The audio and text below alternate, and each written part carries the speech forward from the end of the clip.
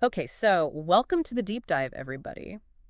Today we're going right to the core of a really big question. Yeah. We're talking about capitalism. Is it really a fair system? Right. Something that benefits everybody, or is it set up in a way that, makes things unequal? Yeah. We've got a lot of different arguments laid out in front of us. Some say it's a good thing, some say it's bad, and we've got data looking at wealth opportunity Mhm. and even some real world examples to try and make sense of all this. Yeah, I think that's the goal, Yeah. right? I mean, to really break down this huge topic into, something a little bit more digestible and look at all sides of it. Yeah, and I think a great place to start would be with the people who say, capitalism is fair. What are they basing that on? Yeah, well, I think that the core of their argument is this idea of meritocracy, Hmm. that the system rewards hard work talent, the effort you put in and encourages people to move up. Right, it incentivizes you to do better. Exactly. And then they also say competition's a good thing. Yeah. It pushes businesses to innovate, to be more efficient. And you can't deny that capitalist economies have grown. I Yeah. mean, that's a historical fact. And Absolutely. like our sources say, they've played a role in lifting a lot of people out of poverty, especially through like industrialization and going global. Yeah, over time, um, these economies have frequently shown, uh, you know, strong growth, and the free markets that come along with them have been seen as like a really good way to allocate resources Yeah. and to make jobs, which then leads to more wealth for everybody. Yeah, but then you've got the other side of the coin, right? You've got people saying, "Hold on a second, look at all this wealth inequality." Absolutely. I mean, it's a major criticism, and it's right there in our sources, right? This tendency for wealth to just pile up at the very top. Yeah. For example, we've got data that shows that in the U.S. back in 2021, the richest 1%, they held more wealth than like the bottom 90%. Wow. That's a stark number. Yeah, and critics say, that's because huge corporations can basically dominate the system, Yeah. and they might even exploit workers. They might not be treating people fairly. And it's not just about the money itself, right? There are other things that make it harder for some people to even get started. Yeah, totally. Yeah. I mean, think about things like access to good education, Mm-hmm. healthcare. Mm. These things aren't equal for everybody, and that can be a major roadblock to moving up in the world.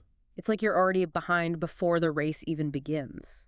Yeah, and the argument is that even if we say capitalism is all about meritocracy, if the starting line is different for everyone, well, then the system's not really fair. Right. It perpetuates inequality. Exactly. And it can lead to these cycles of poverty that are just so hard to break out of. Now, our sources do a good job of showing us some different examples, right? We've got Yeah. that huge wealth gap in the US that we talked about. Right. But then you look at countries like Sweden and Denmark, and it's a little different. Yeah. And what's interesting about these Scandinavian countries is they're still capitalist economies, Yeah. right? But they've also got these really strong social safety nets. Mm. So their argument is that, hey, you can have a capitalist system, but you can also have programs that make things a little bit fairer, a little more equal. Yeah, so it's not necessarily like one or the other. Exactly. And Yeah. it kind of makes you think about, the best way to structure things to create opportunities for everyone. And then there's the whole globalization thing. I mean, it's helped lift some countries out of poverty. That's Yeah, undeniable. through things like trade and industrialization. Right, but at the same time, you've got these worries about exploitation. Absolutely. And our Yeah. sources bring this up too, right? The Mhm. idea that, big multinational companies, they might be going to developing nations because labor is cheaper there. Mm-hmm. But that can also lead to workers getting exploited, Mm. not being paid fairly, not having good working conditions. It creates a whole new set of problems. It does, and it makes that global income gap even wider, Mm. you know? So where does the government fit into all of this? I mean, what's their role? That's the million-dollar question, isn't it? Yeah. Some people say you need government intervention, you need regulations to make sure things are fair, Hmm. to prevent monopolies, to protect workers and the environment. Right. But then the other side says no, too much government involvement. It slows everything down. Stifles innovation. Exactly. Yeah. Messes with the free market and stops economic progress. So it sounds like there's no easy answer here. No, not really. And I think what our sources really show us is that capitalism is powerful. It's led to a lot of progress. But there's this ongoing debate about whether it actually benefits everybody equally. Right. Or whether those tendencies towards, inequality can be controlled.